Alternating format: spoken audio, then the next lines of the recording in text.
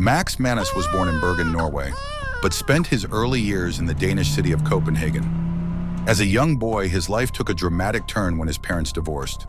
His father took Max and his sister Pia back to Norway, where they settled for a while.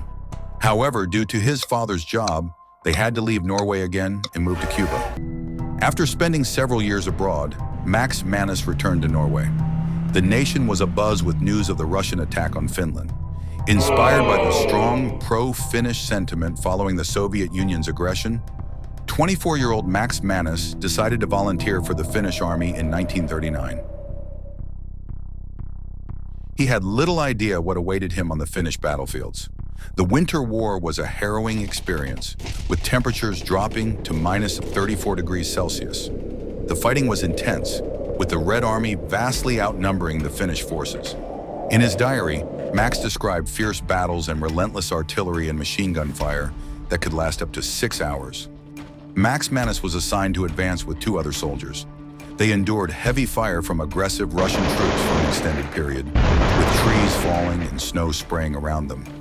Max only fought for 6 days on the Finnish front before a ceasefire was declared. Despite the brief combat experience, these events left deep psychological scars that haunted him for years after World War II. After his brief time in Finland, Max Manus returned to Norway, now determined to defend his homeland against the German occupation.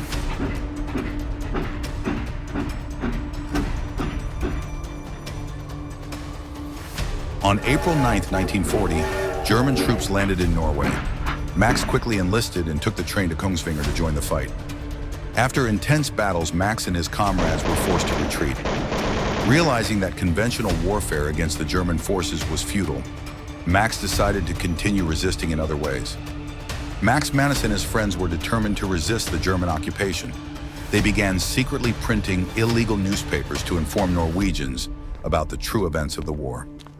These newspapers quickly became a problem for the Gestapo, the secret German police, who saw them as a threat to their propaganda efforts. After some minor sabotage actions and the production of illegal newspapers, Max Manus became a top priority for the Gestapo.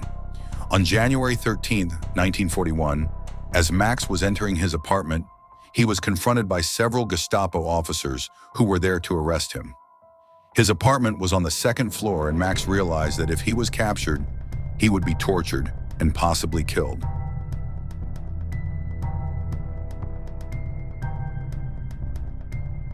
In desperation, he jumped out of the 2nd floor window. The fall left him severely injured, and he was taken to Ullevål Hospital.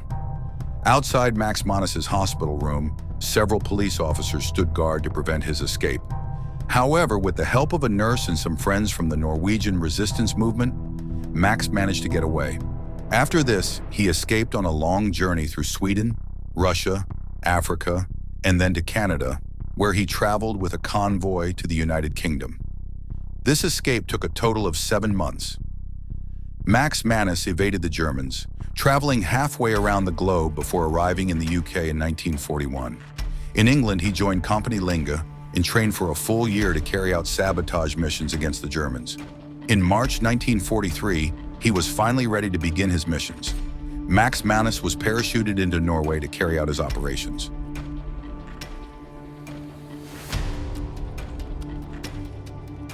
In Norway, he joined the famous sabotage group, Oslo Gang. This group was considered Europe's best sabotage unit during World War II. When Max Manus and his comrades landed in Norway, they began preparing Operation Mardonius.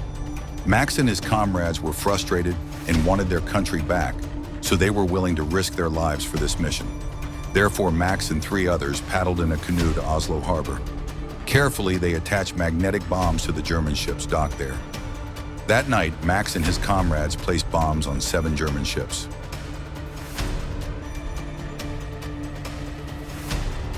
This was a successful mission by Max Manus. The boats they attached the bombs to exploded the following morning. However, Max Manus was not satisfied. He didn't want to stop there. The most important sabotage mission still awaited: to sink the heavily guarded ship Donau. Donau had previously transported Jews, prisoners of war, and other minorities to concentration camps. They then quietly attached the bombs around the ship Donau. making sure to stay silent as German guards stood directly above them while they moved around in the rubber boat. On their way back, after placing the bombs, they had to pass the Germans again, still disguised as workers. They managed to get by without arousing any suspicion from the guards. Max Manus and his comrade walked past the guards, happy and relieved, knowing that the large German transport ship Donau would be blown up the next day. Max Manus survived the war and was honored with the task of serving as a security guard for King Haakon when the king returned from England.